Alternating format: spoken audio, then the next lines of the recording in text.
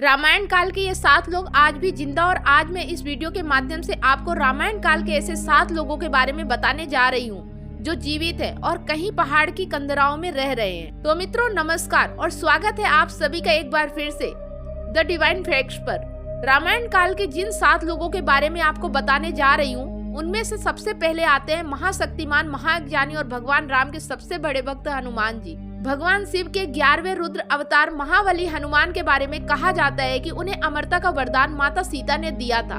वाल्मीकि रामायण के अनुसार लंका में बहुत ढूंढने के बाद भी जब माता सीता का पता नहीं चला तो हनुमान जी उन्हें मृत समझ बैठे, लेकिन फिर उन्हें भगवान श्री राम का स्मरण हुआ और उन्होंने पुनः पूरी शक्ति से सीता जी की खोज प्रारंभ की। इसके बाद वो माता सीता से अशोक वाटिका में मिले। उस समय ही माता सीता ने हनुमान को अमरता का वरदान दिया था।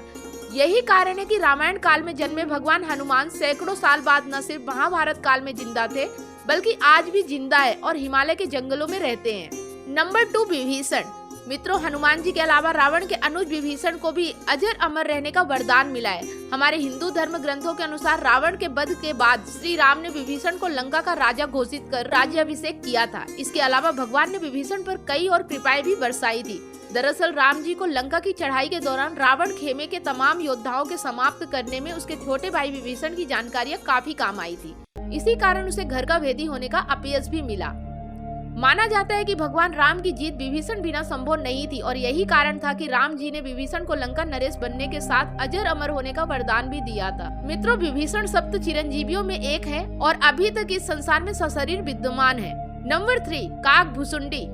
मित्रों काकभुसुंडी रामायण काल के वो तीसरे शख्स है जो आज भी जीवित है। सबसे पहले तो बता दूं कि काकभुसुंडी अपने गुरु लोमस ऋषि के श्राप के कारण काक में परिवर्तन हो गए थे।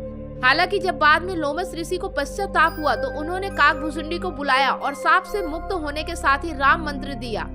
इसके अलावा उन्होंने काकभुसुंडी को इच्छा मृत्यु का वरदान भी दिया। कहा जाता है कि काक का शरीर पाने के बाद और राम मंत्र मिलने के कारण उन्हें अपने शरीर से प्रेम हो गया और उन्होंने कभी इसका त्याग नहीं किया और आज भी काकभुसुंडी कौवे के रूप में ही रहते हैं। नंबर 4 लोमस ऋषि। मित्रों काकभुसुंडी को श्राप देने वाले और उनके गुरु लोमस ऋषि को भी अमरता का वरदान मिला था। दरअसल लोमस ऋषि परम तपस्वी और विद्वान थे। पुराणों में भी इनके अमर होने का उल्लेख मिलता है। वहीं हिंदू महाकाव्य महाभारत के अनुसार ये पांडवों के ज्येष्ठ भ्राता युधिष्ठिर के साथ तीर्थ यात्रा पर गए थे और उन्हें सब तीर्थों का वृतांत बताया था। यहाँ पर ये भी बता दूं कि लोमस ऋषि को अमर होने का वरदान भगवान शिव ने दिया था, जिसके अनुसार लोमस ऋषि की मृत्यु उनकी इच्छा के अनुसार ही हो सकती है।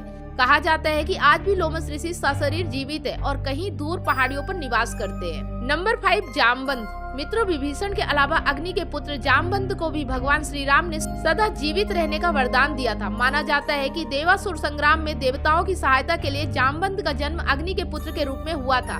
उनकी माता एक गंधर्व कन्या थी और सतयुग में जामवंत का जन्म हुआ था।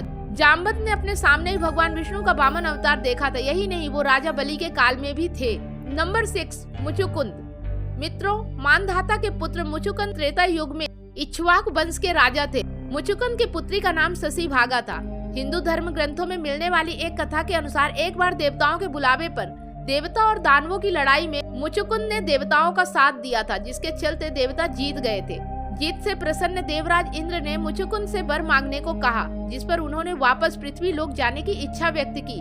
कहते हैं कि तब इंद्र ने उन्हें बताया कि पृथ्वी पर और देवलोक में समय का बहुत अंतर है, जिस कारण अब वो समय नहीं रहा और सब बंधु मर चुके हैं। उनके वंश का कोई नहीं बचा। ये जानकर मुचुकुंद दुखी हुए और वर मांगा कि उन्हें सोना है। तब इंद्र ने वरदान दिया कि किसी निर्जन स्थान पर सो जाएं और यदि कोई उन्हें उठाएगा तो मुचुकुंद की दृष्टि पड़ते ही वो भस्म हो जाएगा। और मित्रों आज तक मुचुकुंद कहीं गहरी नींद में सोए हुए हैं। नंबर 7 परशुराम। मित्रों भगवान विष्णु के छठे आवेश अवतार परशुराम के बारे में भी यही कहा जाता है कि वो आज भी जीवित है। त्रेता युग से द्वापर युग तक परशुराम के लाखों शिष्य थे। आपने भी रामायण के अलावा महाभारत काल में भगवान परशुराम के बारे में सुना होगा। कहा जाता है कि उनके कठिन तप से प्रसन्न होकर भगवान विष्णु ने उन्हें कल्प के अंत तक जीवित रहने का वरदान दिया था। ऐसी मान्यता भी है भगवान परशुराम भगवान विष्णु के अंतिम कल के अवतार के समय फिर से उपस्थित होंगे। तो मित्रों ये थे रामायण काल के वो 7 लोग जो आज भी जीवित हैं। उम्मीद करती हूँ आपको ये वीडियो पसंद आई होगी। इसी के साथ अब मुझे इजाजत दे। मैं फिर लौटूंगी ऐसी ही कुछ और धार्मिक जानकारियों के साथ। तब तक के लिए अपना और अपने चाहने वालों का ख्याल रखें। धन्यवाद।